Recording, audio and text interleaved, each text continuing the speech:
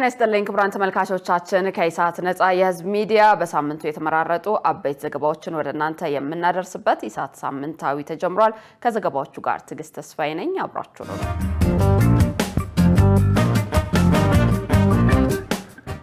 ቀዳሚ ወዳደረግነው ዜና አልፋለሁ። ኢትዮጵያን ማዕከል ያላደረገ የጋራ ተጠቃሚነት የሌሎችን ተልዕኮ የማስፈጸም ተግባር ነው ተባለ። በሌላ በኩል የአፍሪካ ህብረት ኢትዮጵያና ኤርትራ ግንኙነታቸውን እንዲያድሱ ጥሪ አቅርበዋል። የዚህን ዜና ዝርዝር ሰላማዊት ሙሉጌታ እንደሚከተለው ታቀርባለች።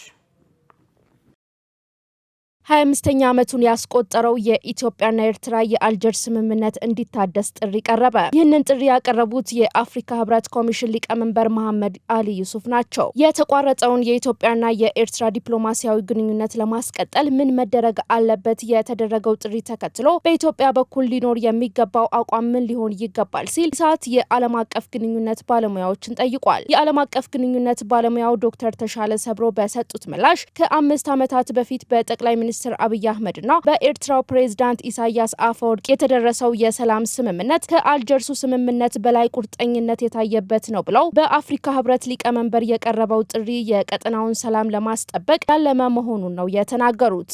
ይህንን የአልጀርሱን ስምምነት በተመለከተ ተግባራዊነቱ እንዲቀጥል የሁሉም ወገን በተለይም የመንግስታችን እና የሀገራችን ፍላጎትና ምኞት ነው በዛ አይነት እንዲፈጸም። ነገር ግን አሁን የህብረቱ ጽህፈት ቤት ስላስገነዘበም ስለጠየቀም አይደለም ከዛም በፊት የዛሬ 5 ዓመት 4-5 ዓመት ጀምሮ በተለይም በክቡር ጠቅላይ ሚኒስትር ዶክተር አብይ አማካይነት የተደረገው ኢኒሺዬቲቭ የተደረገው የሰላሙ ስምምነት በሁለቱ መሪዎች ፕሬዝዳንት ኢሳያስ እና በእኛ መሪ መካከል የተደረገው ስምምነት ከዚህ ከአልጀርሱ ስምምነት በላይም ነው፣ ከዛ በልጦም ነው የተገኘው። አክሎም ኢትዮጵያን ተጠቃሚ የማያደርግን ተልዕኮ የማስፈጸም ተግባር ለማስቆም በኢትዮጵያ በኩል ቁርጠኛ አቋም መውሰድና ማምከን ያስፈልጋል ሲሉ ገልጸዋል።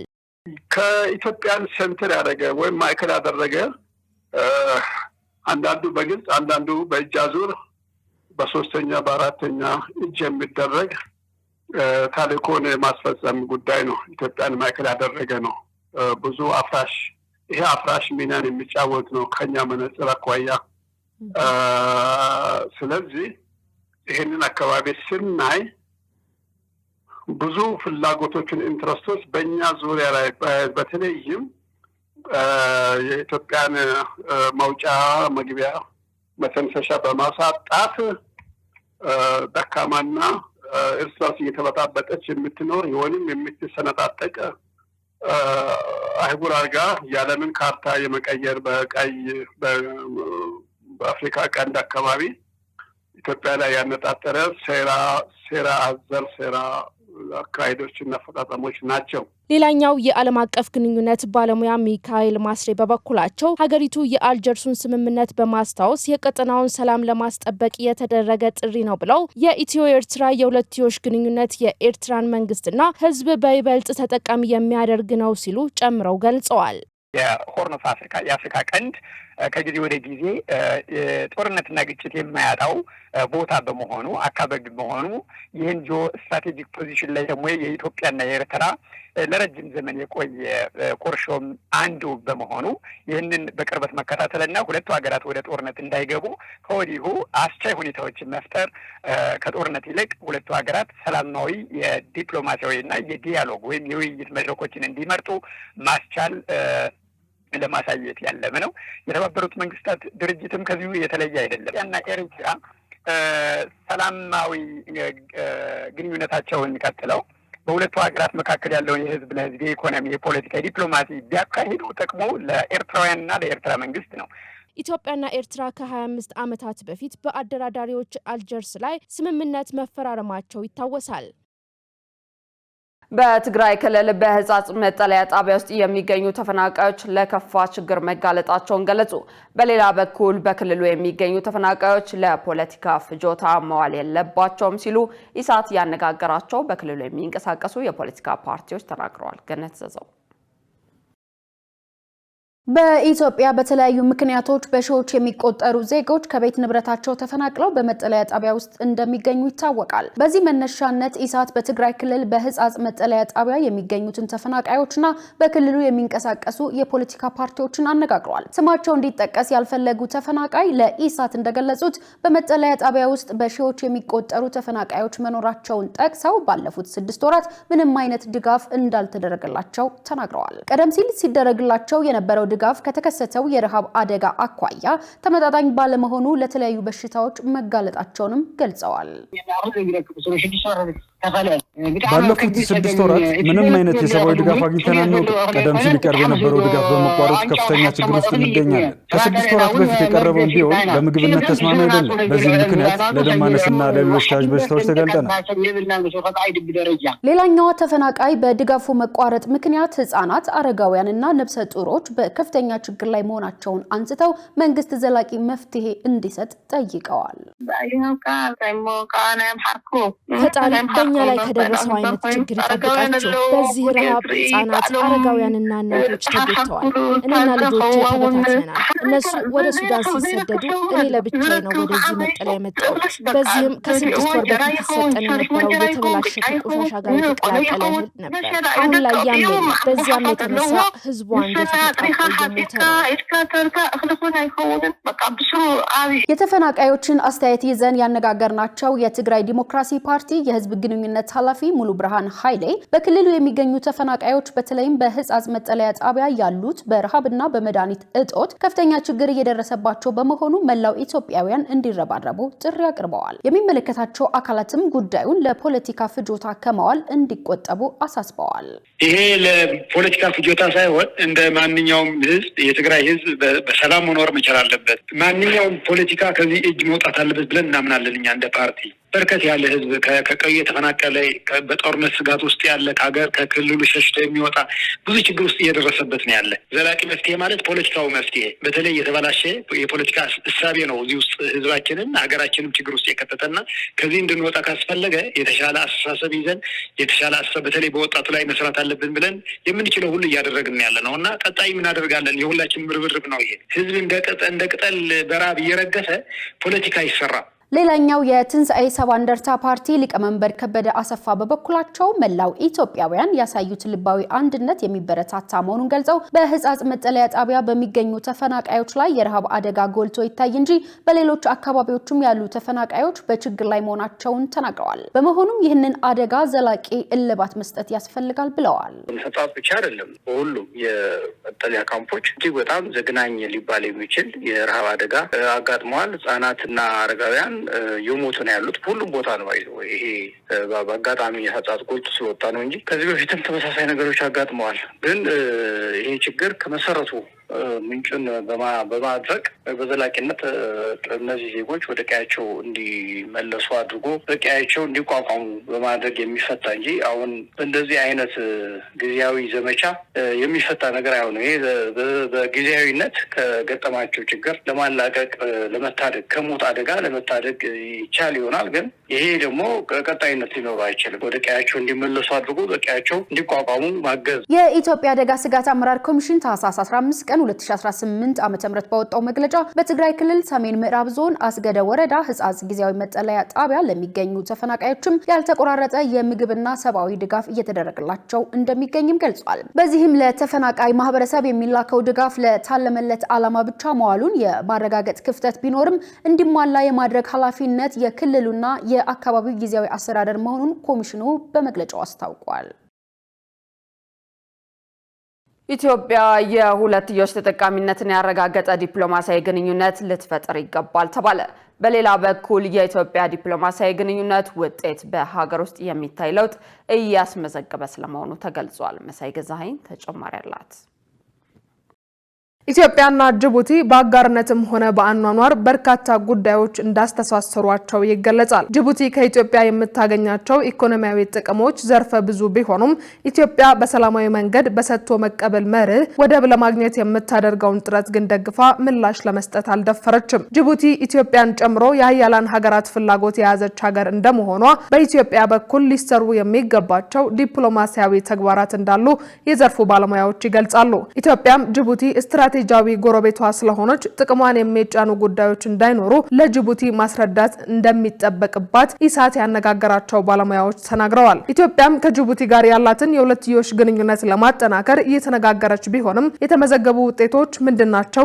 ግንኙነቱ ይበልጥ ለማጠናከር ምን መደረግ አለበት ሲል ኢሳት የዲፕሎማሲና የዓለም አቀፍ ግንኙነት ባለሙያ ጥላሁን ሊበንንና እንዳለ ንጉሴን አነጋግሯል። ከጎረቤት ሀገራት አሁን ያለን ግንኙነት ወጣ ገባ ያለ ነው ወይም ዲፕሎማሲያዊ ግንኙነታችን የሆነ ሰዓት ይሆናል። ለምሳሌ ከሶማሊያም ጋር ማሳት ይቻላል። ከጅቡቲም ጋር መሪዎቻችን የጅቡቲ መሪ ወደኛ ይመጣል፣ የኛ መሪዎች ወደ ጅቡቲ ሄዱ ውይይት ያደርጋሉ። በቅርቡም የብልጽግና ፓርቲ ምክትል ፕሬዚዳንት ጅቡቲ ከሚመለከተው የመንግስት አካል ጋር ውይይት አድርገዋል። ይሄ መቀጠል ያለበት ነው። ግን የመሪዎች ጉብኝት ማድረግ አይደለም ትልቁ ነገር ምንድነው? ዘላቂነት ያለው የሁለቱን ሀገራት ተጠቃሚ በሚያደርግ መልኩ ዲፕሎማሲያዊ ግንኙነት መፍጠር ነው። ጅቡቲ ወደ ሱዳን፣ ወደ ግብጽም ወደ ሌሎችም ሀገራት ለመሄደች አይባልም። ሀገራት ግንኙነታቸው ከአንድ ሀገር ብቻ ሳይሆን ብሔራዊ ጥቅማቸውን መሰረት ካደረገ ከሌሎች ሀገሮች ጋር ግንኙነት ያደርጋሉ። በዓለም አቀፍ የባህር በር ሕግ መሰረትም ከጅቡቲ የሚገባን የባህር በር አግኝተን ያለንን ዲፕሎማሲያዊ ግንኙነትን ማጠናከር አለብን። አሁን ባለው ሁኔታ እኮ ውጤት እያስገኘ ነው። የኢትዮጵያ ውጤት ማለት እኮ ቤት ውስጥ ነው የምታየው እኮ። መጀመሪያ ህዳሴው ግድቡን አድርገናል። አሁን የባህር በር ጥያቄያችን ከግማሽ በላይ እየሄደ ነው።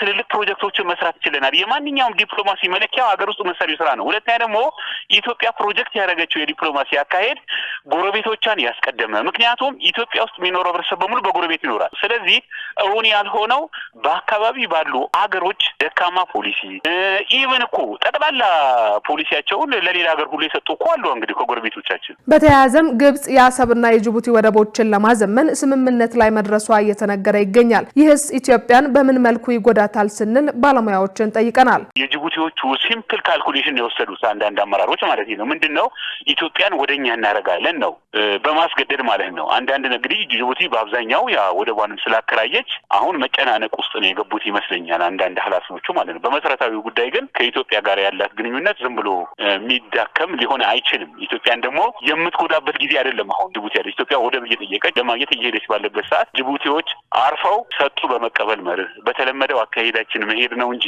የሌላ መጠቀሚያ መሆኑ ጉዳቱ 90% በጅቡቲ ላይ ነው። እንዳይረጋጉ ነው የሚያደርጋቸው ጠቅላላ ማለት ነው። ከኢትዮጵያ ጋር ካልሆኑ ማለት ነው። ከኢትዮጵያ ጋር ጥሩ ግንኙነት ከሌላቸው ሀገራት ጋር ግብጽ ከመሳሰሉ ሀገራት ጋር ዲፕሎማሲያዊ ግንኙነት መፍጠር በዲፕሎማሲ መርህ ያለ ቢሆንም ነገር ግን የኢትዮጵያ መንግስትና ህዝብን ያገለለ መሆን የለበትም። ግብጽ ጅቡቲ መጣ የባህር ወደብ መታለማ ከሆነ ከግብጽ በፊት ለኢትዮጵያ ማመስት አለባት። ጅቡቲና ኢትዮጵያ ጎረቤት ሀገር እንደመሆናቸው መጠን ሁለቱ ሀገራት ተነጋግረው የሚፈቱ ችግር ነው። ለኢትዮጵያ ስጋት ነው ስጋት አይደለም የሚለው የራሱ ጥናት ያስፈልገዋል። ነገር ግን እንደ ባለሙያ ብትጠይቀኝ ኢትዮጵያ የባህር በር የሌላት ሀገር ከባህር በር 65 ኪሎ ሜትር አካባቢ ርቃ የምትገኝ ሀገር ጎረቤት ሀገራት ለኢትዮጵያ የባህር በር አንሰጥም ብለው በተቃራኒው ለሌሎች ለግብጽና ለሳውዲ አረቢያ ለመሳሰሉ ሀገራት የባህር በር መስጠት ለኢትዮጵያ የሚጠቅም ሳይሆን የሚጎዳ ነው። የውጭ ጉዳይ ሚኒስቴር ዳኤታ አምባሳደር ሀደራ አበራ በትላንትናው ዕለት በኢትዮጵያ የጅቡቲ ሪፐብሊክ አምባሳደር አብዲ መሐመድ ኢቤን በጽህፈት ቤታቸው ማነጋገራቸው ይታወሳል። በአዲስ አበባ ታክሲዎች ምሽት ላይ ከታሪፍ በላይ እንደሚያስከፍሉ ተገልጋዮች አስታወቁ። ነዋሪዎች የመዲናዋን የትራንስፖርት ችግር ለመፍታት የከተማ አውቶቡስ ቁጥር መጨመር እንደሚገባ አጽንኦት ሰጥተው ተናግረዋል። ሰላማዊት ሙሉጌታ በአዲስ አበባ ከተማ ታክሲዎች በተለይ ምሽት ላይ ከታሪፍ በላይ እንደሚያስከፍሉ ይህም በህብረተሰቡ ኑሮ ላይ ተጨማሪ ጫና እየፈጠረ መሆኑ በተደጋጋሚ ቅሬታ ይደመጣል። በጉዳዩ ላይ ኢሳት በተለያዩ አካባቢዎች ነዋሪዎችን አነጋግረዋል። ነዋሪዎችም በአገልግሎቱ ላይ የሚታየውን ተገቢ ያልሆነ የታሪፍ ጭማሪ የሚመለከተው ተከታትሎ እልባት እንዲሰጠው ጠይቀዋል። ማታ ቢያንስ እስከ 4 ሰዓት ባለው አካባቢ ተመድቦ ቁጥጥር ቢደረግ ጥሩ ይመስለኛል። ምክንያቱም የ10 ብር መንገድ 20 ብር የሚከፈልበት ጊዜ አለ። ከአንድ ሰዓት በኋላ እጥፍ ነው። ሰው በወር ደሞዝ ተቀብሎ የትራንስፖርትና በዚህ ሰዓት ትራንስፖርትና የወር ደሞዙ ላይ መጣጣን ይችላል። ስለዚህ ሰው ያው አልተናገረም እንጂ በጣም ከብዶታል። አብሶ ታክሲ ላይ ባለው ነገር ላይ ታክሲዎችን አሁን በአሁን ሰዓት ላይ የሚቆጣጠራቸው አካል አለ ለማለት ትንሽ ያስቸግራል። ምክንያቱም አጫጭር ርቀቶች ላይ እንደፈለጉ የ10 ብር የ5 ብር ጭማሪ በማድረግ ህብረተሰቡ ላይ ጫና እየፈጠሩ ነው ያሉት። ስለዚህ ይሄንን የሚቆጣጠር አካል ኖሮ ሲሪየስሊ የሆነ እርምጃ ቢወሰድ ጥሩ ነው። ምክንያቱም ህብረተሰቡ ያለው ፋይናንስ ሳይጨምርለት ታክሲ ላይ ብቻ መጨመሩ ለህብረተሰቡ ጥሩ ነው ብዬ አልልም። ስለዚህ እዚህ ላይ ቁጥጥር እንደሚያስፈልግ ያሳያል። ምክንያቱም አንድ ሰው በቀን ብዙ ጊዜ ከተመላለሰ ታክሲ እንደፈለገ ሂሳብ የሚቀበለው ከሆነ ይሄ ሰው ህይወቱን ለመምራት ካለው ፋይናንስ ወይም መንዝሊ ከሚያገኘው ገቢ አንፃር ጎዳልና መንግስት እዚህ ላይ ትኩረት ቢያደርግ እላለሁኝ። ተሳፋሪው ራሳቸውን በተሳፋሪ ቦታ አስቀምጠው እኔስ ብሆን ብለው ቢያስቡ ለህሊና ዳኝነት መስጠቱ ተገቢ ነው የሚል እምነት ነው ያለኝ።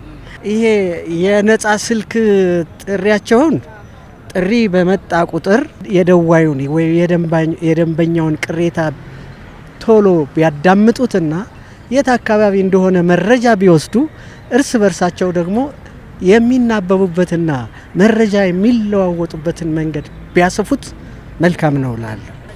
ሜክሲኮ ላይ በተለይ አሁን እዚህ ጋር ማለት ነው ተመሸ አንዳንዴ ማለት ነው መካኒሳ ለመውሰድ እንኳን 40 ብር ይላሉ፣ ያስቸግራሉ። በጣም ችግር አለ እዚህ ላይ ተመሸ በኋላ ይጨምራሉ ማለት ነው። የነሱ ማስከፈል ብቻ ሳይሆን ህብረተሰቡም ጋር ችግሮች መኖራቸውን እናያለን። አንቺ መብትሽን ለማስጠበቅ ለምን እንዴት ስቲ መሀል ላይ ተነስቶ ከሌለሽ ልጨምርልሽ እኔ ልርዳሽ የሚልም አካል አለ። ስለዚህ ደግሞ ህብረተሰቡ ራሱ ለራሱ ሲል መብቱን ለማስጠበቅ እንደዚህ አይነት ነገሮችን ቢያቆም ያለው ታሪፍ እንደ ታሪፍ ብቻ መገልገል ቢችል፣ ምክንያቱም እሱ አቅም ኖሮት ላፊ ከፍሎ ቢኖር ያኛው ደግሞ አቅም የሌለው ይሄንን ጨምሮ ከፍሎ ለመጓጓዝ ችግር ስለሚፈጥርበት የራሱን ብቻ ሳይሆን አጠገቡ ያለውን የወገኑንም ችግር ባላንስ ያደርግላል። ኢሳት የአዲስ አበባ ከተማን ትራንስፖርት ቢሮ በጉዳዩ ላይ ምላሽ እንዲሰጠን በተደጋጋሚ ስልክ ቢደውልም ስልኩ ባለመነሳቱ ምላሹን ማካተት አልተቻለም። በጋምቤላ ክልል በጸጥታ ችግር ምክንያት የተፈናቀሉ ዜጋዎች አሁንም በስጋት ውስጥ መሆናቸውን ገለጹ። በክልሉ የተፈጠረው ችግር እንዲፈታ የጸጥታ መዋቅሩ የተጠናከረ ስራ ሊሰራ እንደሚገባ ተፈናቃዮች አሳስበዋል። መሰረት ባይ ባለፉት ቀናት በጋምቤላ ክልል በተወሰኑ ወረዳዎች በተፈጠረው የጸጥታ ችግር ምክንያት የዜጎች ህይወት ማለፉ ተገልጿል። በክልሉ የተፈጠረውን ችግር በሚመለከት ኢሳት ነጻ የህዝብ ሚዲያ ነዋሪዎችን አነጋግሯል። ነዋሪዎቹ እንደሚሉት በተፈጠረው የጸጥታና የሰላም መደፍረስ ምክንያት ከጋምቤላ ወረዳ አቦል ከተማ ተፈናቅለው ወደ ጋምቤላ ከተማ መግባታቸውን ገልጸዋል። ምንም እንኳን ተፈናቅለን ወደ ከተማዋ ብንገባም አሁን ያለንበት ሁኔታ አስተማማኝ አይደለም፣ በስጋቱ ውስጥ ወድቀናል። በመንግስት በኩል ምንም አይነት ድጋፍ ተደረገልን ብለዋል። ስለ ችግሩ መንስኤና አሁን ስላሉበት ነባራዊ ሁኔታ ነዋሪዎቹ እንዲህ ያስረዳሉ። እኛ ከምንኖረው ጋምቤላ ወረዳ ከምትባል የሆነች አቦል ከተማ የምትባል ቦታ አለችና ከምንኖረው ነው በታች እንትን ነበረ ወረዳ ነበረና ከዛ መጥቶ ወረሩን። እኛ ንብረትም ሁሉም ነገርም ትተን ልጆችና ነፍሳችን ብቻ ለማውጣት ተገደን ወጣ። ዘረቡን፣ ሁሉንም ነገር ያለነው ነገር ወሰዱ። እኛ በህይወታችን ብቻ ነው የወጣነው። ምንም ነገር ይዘን የወጣነው ነገር የለም። ልጆቻችን ይዘን ብቻ ወጣንና ሜዳ ላይ እየተንከራተትን ነው። ምንም ነገር የለንም። ችግሩ መንስኤ ምንድን ነው ከተባለ አንድ የጸጥታ መዋቅሩ በሙሉ ተናቦ እየሰራ አይደለም። ተናቦ ባለመስራቱ ነው ነገሮች ሁሉ እየገፉ የሚመጡበት። ችግር ውስጥ ነን፣ ለዚህም ድጋፍ ሊደረግልን ይገባል ያሉት ተፈናቃዮቹ በክልሉ የተፈጠረው ችግር እንዲፈታ የጸጥታ መዋቅሩ ተጠናክሮ የክልሉን ሰላም ማስጠበቅ እንዳለበት አስረድተዋል። የዚህ ክልል ጉዳይ በጣም አንገብጋቢ መሆኑና ዜጎች መፈናቀል፣ እንግልት፣ ብዙ ነገሮች ስላለ ፌደራል መንግስት ጣልቃ ገብቶ የጸጥታ መዋቅሩ ተጠናክሮ ያለውን የሰላም ሁኔታ በእጁ አስገብቶ ሁሉንም ነገር ማስተካከል ይኖርበታል። እኛማ እንግዲህ ያው ሜዳ ላይ ስለሆነ ያለ ነው። ምን በላ ምን ጠጣም ሁሉም ነገር ስለሌለን ድጋፍ ነገር ቢሰጠን በቃ ዛሬ ብቻ አለን፣ ነገ የሚሆን በጭራሽ ምንም አይታወቅም። አሁን ከኛ በታች ሌላ ወረዳ አለ። ትናንት ሙሉ በሙሉ ጦርነት ተካሂዶ ነበር። ከጋምቤላ ወረዳ ቀጥሎ ያለችው ኢታንግ ልዩ ወረዳ ትባላለች። የሆነች ልዩ ቦታ ተርፋም የሚባል ቦታ አለ። በየቀኑ ይሄ እየቀጠለ ከመሆኑ ምንም ዋስትና የለንም። ኢሳት ነጻ የህዝብ ሚዲያ የነዋሪዎቹን ሀሳብ ይዞ የክልሉን መንግስት ኮሚኒኬሽን ኃላፊ ለማነጋገር ጥረት ያደረገ ቢሆንም እኛ የህዝብ ውይይት ላይ ነን፣ መረጃ ከፈለጋችሁ በእኛ ድረገጽ ላይ ታገኛላችሁ የሚል አጭር የጽሁፍ መልእክት ከመላክ ውጪ ሊያናግሩን አልፈቀዱም። ይሁን እንጂ በማህበራዊ ድረገጹ ላይ ያገኘነው መረጃ ላነሳነው ጥያቄ ተገቢ ምላሽ ሆኖ አላገኘነውም። በተመሳሳይ የክልሉ ሰላምና ጸጥታ ቢሮ ስላለው ነባራዊ ሁኔታ ማብራሪያ እንዲሰጡን ደጋግመን ብንደውልም ስልካቸው አይመልስም። በሌላ በኩል የክልሉ አደጋ ስጋት ስራ አመራር ኮሚሽን ኮሚሽነር ሪያል ጂም የተፈናቃዮች ድጋፍ በሚመለከት እስካሁን እርዳታ ማቅረብ ያልተቻለው የተፈናቃዮችን ቁጥር ስላልታወቀ ነው፣ ቁጥራቸውን ለማወቅም አስቸጋሪ ሆኖብናል ብለዋል። አሁን ደግሞ ያለው አጠቃላይ ደግሞ መረጃ ቁጥራቸው ካወቅነን በኋላ ነው ድጋፍ የምንሰጡ እንጂ ቁጥራቸው ካላወቅነን ደግሞ በምን ያህል ተፈናቃዮች ቁጥራቸው ምን ያህል እንደመሆኑን ካወቅነን በኋላ ነው የግድ ድጋፍ መስጠት የምንችለው። ጠርፋማ አካባቢ ኑዌር ብሔረሰብ ላይ ያለው ከፍተኛ ስጋት ተሰብስቦ ማንም ጋምቤላ ከተማ ውስጥ መንቀሳቀስ ስለማንችል ሁሉም ሰው ደግሞ ጸጥ ብሎ ነው። እንዲሁም የተቋቋመው ቲም ወደ ስራ ለማስገባት ደግሞ አልተቻለም ነበር። እንዲሁም ዳሬሷ ደግሞ ከነሱ ጋር ተደዋውለን ያለው መረጃ ልውውጥ ለማግኘት ትንሽ ክፍተቶችም አለ ያሉ። በክልሉ የተፈጠረው ችግር እንዲፈታ የጸጥታ መዋቅሩ የተጠናከረ ስራ እንዲሰራ ያነጋገርናቸው ተፈናቃዮች በአጽንኦት የጠየቁ ሲሆን የክልሉ ሰላምና ጸጥታ እንዲሁም የኮሚኒኬሽን ቢሮዎች በማንኛውም ጊዜ ምላሽ የሚሰጡን ከሆነ የምናስተናግድ መሆኑን እንገልጻለን።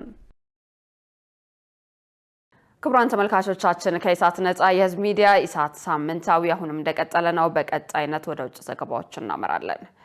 ሶማሊያ ከ60 ዓመታት በኋላ ለመጀመሪያ ጊዜ ቀጥተኛ ምርጫ ልታካሂድ ነው። እንደ ሀገሪቱ የምርጫ ኤጀንሲ ገለጻ በሞቃዲሾ ብቻ እስካሁን ከ1 ሚሊዮን በላይ ሰዎች ለምርጫ ተመዝግበዋል። ምንም እንኳን ከአልሸባብ ተከታታይ የደህንነት ስጋት ቢኖርም በርካታ ወጣት ሶማሊያውያን እንደ መራጭ ብቻ ሳይሆን እንደ እጩ ተወዳዳሪነት መመዝገባቸው ታውቋል። ዮሐንስ ተስፋ ከግማሽ ምዕተ ዓመት በኋላ ለመጀመሪያ ጊዜ የሶማሊያ ዋና ከተማ ነዋሪዎች አንድ ሰው አንድ ድምፅ በሚለው መርህ የከተማቸውን መሪዎች በቀጥታ ለመምረጥ እየተዘጋጁ ነው። ይህ ደግሞ ብዙዎች በህይወት ዘመናቸው እናየዋለን ብለው ያላሰቡት ታሪካዊ ሁነት ነው። ፋጡማ አህመድ አሊ በሞቃዲሾ ሻንጋሪን ወረዳ በሚገኘው የምርጫ ጣቢያ ከተመዘገቡ 8000 መራጮች አንዷ ነች። እርሷ በዚህ ዓመት መጨረሻ ይካሄዳል ተብሎ በታቀደው የአካባቢ ምክር ቤት ምርጫ ለመሳተፍ አስባለች። ዛሬ የመራጭነት ካርዴን ወስጃለሁ። በመጨረሻም በዲሞክራሲያዊ ምርጫ ላይ በመሳተፌ ደስተኛ ነኝ። የአንድ ሰው አንድ ድምፅ ምርጫ ወደፊትም እንደሚቀጥል ተስፋ አድርጋለሁ። ሶማሊያ ለመጨረሻ ጊዜ አንድ ሰው አንድ ድምፅ በሚል መርህ የተመራ ምርጫ ያካሄደችው እንደ አውሮፓውያኑ በ1969 ሲሆን ለአሁኑ ታሪካዊ የሞቃዲሾ ምርጫ ከ1 ሚሊዮን በላይ መራጮች ተመዝግበዋል። ምንም እንኳን አንዳንድ ተጽዕኖ ፈጣሪ ተቃዋሚ ፖለቲከኞች የፍትሐዊነት የግልጽነትና የደህንነት ስጋት በመጥቀስ ሂደቱን ውድቅ ቢያደርጉትም አብዱራህማን ሙክታርን ግን ከዓላማው አላገደውም። በቤናዲር ክልል የአካባቢ ምክር ቤት ወንበር ለማግኘት እየተወዳደረም ይገኛል። ቀደም ሲል ውሳኔዎች የሚተላለፉት በጎሳ ተጽዕኖ ወይም በትውውቅ ነበር። አሁን ግን መራጮች ይወስናሉ። ይህ ለሀገራችን ትክክለኛው መንገድ በመሆኑ ለወጣቶች ትልቅ ዕድል ነው። የመራጮች ምዝገባ የተጀመረው ባለፈው ዓመት ሚያዝያ ወር ላይ ነው። በመላ ከተማዋ የተቋቋሙ ከ500 በላይ የምርጫ ጣቢያዎች ቁጥራቸው ግማሽ ሚሊዮን የሚሆኑ ሰዎች ተመዝግበዋል። ከ1600 በላይ እጩዎችም ለ390 ወንበሮች እየተወዳደሩ ይገኛሉ። የሶማሊያ ምርጫ ኤጀንሲ ባለስልጣናት ይህንን የአካባቢ ምክር ቤት ምርጫ በሚቀጥለው ዓመት ለሚካሄደው ሀገራዊ ምርጫ እንደ ሙከራ ይቆጥሩታል። ምርጫው በተደጋጋሚ ቢራዘምም አሁን ግን ዝግጅቱ በጥሩ ሁኔታ ላይ መሆኑንም ይናገራሉ። በሌሎች ክልሎች ምዝገባው ገና ባይጠናቀቅም በሞቃዲሾ ያለውን የምዝገባ ሂደት አጠናቀናል። ይህ ለከተማችን ትልቅ ወቅት ነው። የህዝቡ ፍላጎት ከፍተኛ መሆኑን እያየን ነው። ባልደረቦቻችንም እያንዳንዱን ብቁ መራጭ ካርዱን በወቅቱ እንዲያገኝ እየሰሩ ይገኛሉ። ምርጫው በከፍተኛ ጥበቃ ስር የሚካሄድ ሲሆን ከአልሸባብ የሚሰነዘረውን ጥቃት በመስጋት ቢያንስ 10,000 የጸጥታ ኃይሎች በሞቃዲሾ ተሰማርተዋል። የትራፊክ ገደቦችም ተጥለዋል። የተቃዋሚ ፓርቲዎች በምርጫው ሂደት ላይ ምክር አልተጠየቅንም በማለት እየኮነኑ ሲሆን መንግስት ግን ይህንን ክስ አስተባብሏል። ቢሆንም ግን ለብዙ የሞቃዲሾ ነዋሪዎች ይህ ምርጫ ወደፊት የመራመዳቸው አንድ ማሳያ ነው። የከተማቸው የወደፊት እጣ ፈንታ በጦር ሜዳ ሳይሆን በምርጫ ሳጥን ውስጥ ባለ ካርድ እየተወሰነ ስለመሆኑም መጠቆሚያ አድርገው ይወስዱታል። መረጃውን ስናጠናቅር ቲአርቲ ወርልድንና አልጀዚራን ዋቢያችን አድርገናል። ዶናልድ ትራምፕ አሜሪካ በሰሜን ምዕራብ ናይጄሪያ በአይኤስአይኤል ተዋጊዎች ላይ ጥቃት እንደሰነዘረ አስታወቁ። የናይጄሪያ ውጭ ጉዳይ ሚኒስተር ጥቃቱ ከአሜሪካ ጋር በጥምረት የተፈጸመ ነው ብሏል። ሸሪፍ ኢማም ተጨማሪ አለው። አሜሪካ በሰሜን ምዕራብ ናይጄሪያ በአይኤስአይኤል ተዋጊዎች ላይ የአየር ጥቃት መፈጸሟን ፕሬዚዳንት ዶናልድ ትራምፕ ተናገሩ። ማክሰኞ ምሽት በትሩዝ ማህበራዊ ሚዲያ ላይ ባጋሩት መልእክት ዛሬ ምሽት በጦር ኃይሎች ዋና አዛዥነቴ በሰጠው ትዕዛዝ በሰሜናዊ ናይጄሪያ በአይኤስአይኤስ ሽብርተኞች ላይ ጠንካራና ከፍተኛ ጥቃት ተወስዷል ብለዋል። ትራምፕ እንዳሉት የአይኤስአይኤል ተዋጊዎች ኢላማ ያደረጉትና ደጋግመው ሲገድሉ የነበሩት ንጹሐን ክርስቲያኖችን ነው።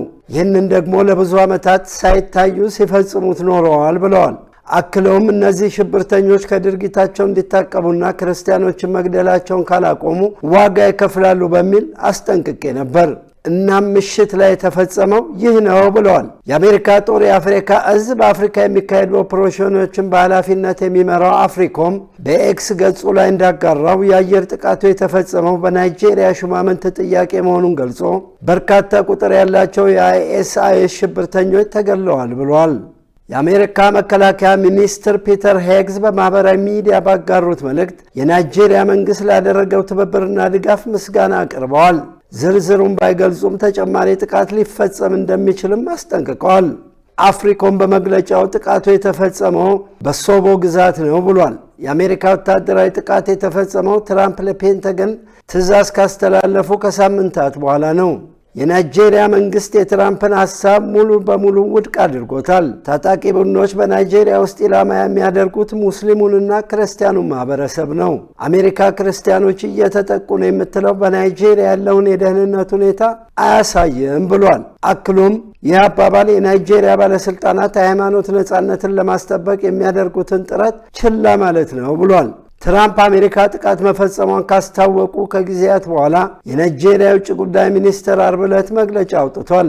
የናይጄሪያ ባለስልጣናት የደህንነት ትብብር አሜሪካን ጨምሮ ከዓለም አቀፍ አጋሮች ጋር በማድረግ ሽብርተኝነትን ለመከላከል ይሰራል ብሏል። ይህም ሽብርተኞችን በትክክል ኢላማ አድርጎ በሰሜን ምዕራብ የተፈጸመ ጥቃት ነው ብሏል ሚኒስቴሩ።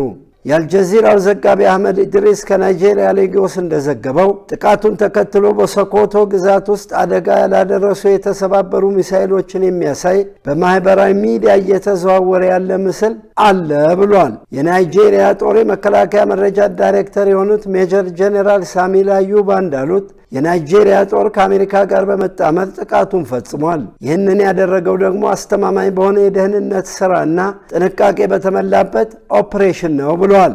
የመረጃ ምንጫችን አልጀዚራ ነው።